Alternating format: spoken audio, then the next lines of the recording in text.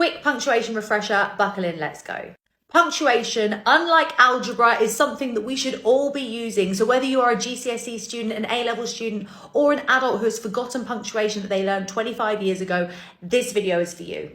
First up, let's talk about comma splicing. Again, I've done a video on this before, but I won't shut up about it. Comma splicing is when you use a comma to join two independent clauses, and this should not be done. So the cat was hungry, comma, it wanted its dinner is grammatically incorrect. You cannot join those independent clauses with a comma. It should either be a full stop in between each of them, a conjunction, or a semicolon. So think if the two sentences make sense on their own, then I am not just using a comma to join them together, because a comma is not a joining device.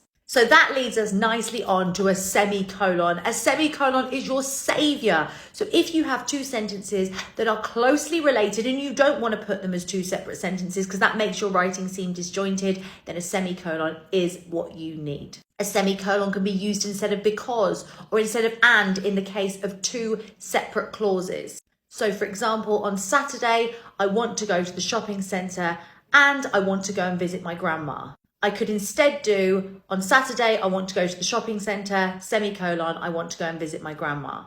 I can replace because in a similar way. So for example, I love the Harry Potter books, semicolon, J.K. Rowling has an unbelievable imagination. So instead of saying because J.K. Rowling has an unbelievable imagination, I have replaced because with a semicolon. Semicolons can also be used to join together longer items on a list. So if your items on a list are more than one word long and they are a phrase, then you use a semicolon. I did a video on this very recently, so go and have a look at that for a specific example. A colon is used to introduce a list. So I went to the shops to buy, colon, sweets, crisps, chocolate, and a drink. A colon can also be used to introduce one thing. So a single thought danced around my head, colon, would I ever escape this place? Dashes are incredibly useful. You can either use them for embedded clauses, so you can use them in pairs in the same way you would commas. So for example, the teacher, dash, who looked incredibly angry, dash, stormed to the back of the classroom.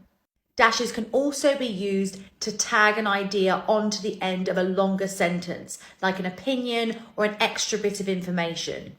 Again, I have another video on this with some precise examples. And finally, to add to your arsenal of punctuation, you can use an ellipsis or ellipses as the plural. And an ellipsis is basically used to build moments of tension into your creative writing. They can be used midway through a sentence to create a pause or at the end of a sentence to show that somebody is trailing off with their thoughts.